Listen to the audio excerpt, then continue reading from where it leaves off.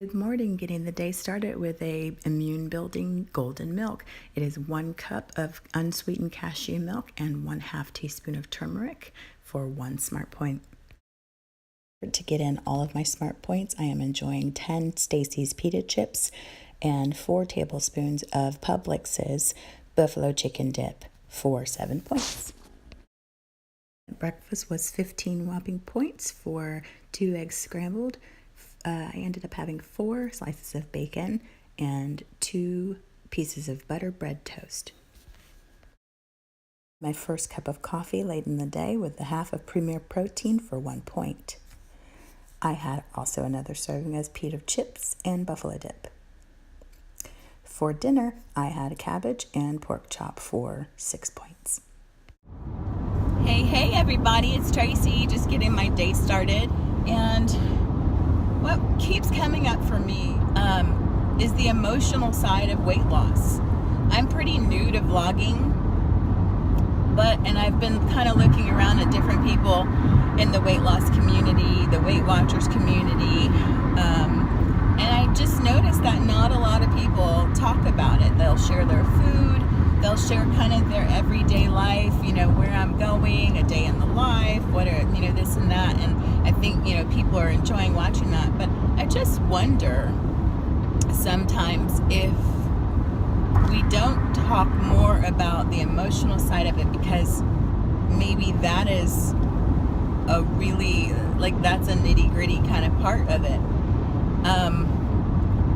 I would love to hear your thoughts about it, either in the comments or shoot me an email at way I see it. Just drop the way I see it at Gmail. I would love to have conversations and just see where everybody else is with that. Am I just different? And I don't think I'm abnormal. I think everybody has emotions, but I'm a very creative person. We tend to be kind of melancholy. I know that emotions and maybe not processing them in the most healthy way has really lent towards keeping the weight on. But today, now, I realize that, with the Weight Watchers plan, I'm doing fantastic with following the plan, learning how to migrate and adjust through the holiday season. Got through that. I had some ups and some downs, but I came through that, starting the year off less than I was before. I'm learning how to manage the program. But does managing a program and seeing weight loss, does that fix? Does it fix who we are? There's still some underlying things that I think we can learn a program, but the very reasons why we're in the program are still there. And I know for me, the emotional side of life and learning to speak up, learning to say no enough is a big thing. Emotionally, I would allow myself to be sacrificial and, it's okay, I'd rather be unhappy than this person that I love being unhappy. With my dedication and my obligation to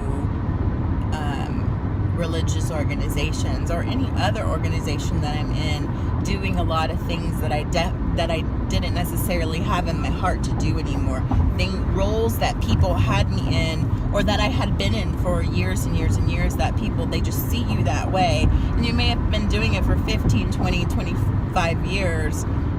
And so it's hard to make a change. But how do we, as we grow, I think as we make these steps with our eating, with our exercise, and coming into a healthy lifestyle, it can only affect also our mental and our emotional states as well.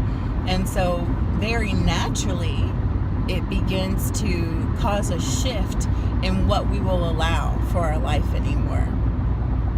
And I find it fascinating, the adjustments that I'm having to make in my life now, releasing people, you know, that have kind of always been a part of your life, like letting it go. Like when you shed weight, to me, every pound can represent something, you know, or someone, or a situation, or a circumstance, or the way that we've handled something, that excess. And it may be hard to let go. It may be hard to make a change. It may be hard to do it differently, but it feels like it's a requirement, you know, in order to step into fully being who you know you are now. The 20-year-old Tracy is very different than the Tracy right now. The Tracy back then was the biggest pushover and just wanted to make everybody happy at all times. The 30-year-old Tracy just wanted her boyfriend to love her with everything that he was, and not be looking at other women, and, you know, not make me feel as though everything was perfect as long as I was always and only with him, you know. But the Tracy now knows her worth far more than back in those days. And so there are certain things that I'm going to accept. There's certain parts of me that probably won't change a whole lot, but then there's other things that there's other parts that are making humongous shifts.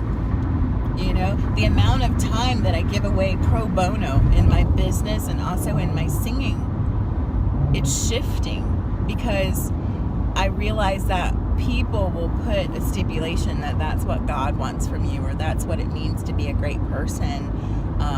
You know, that's what you should do if you're nice. And I believe that I put maybe way too much importance on being nice.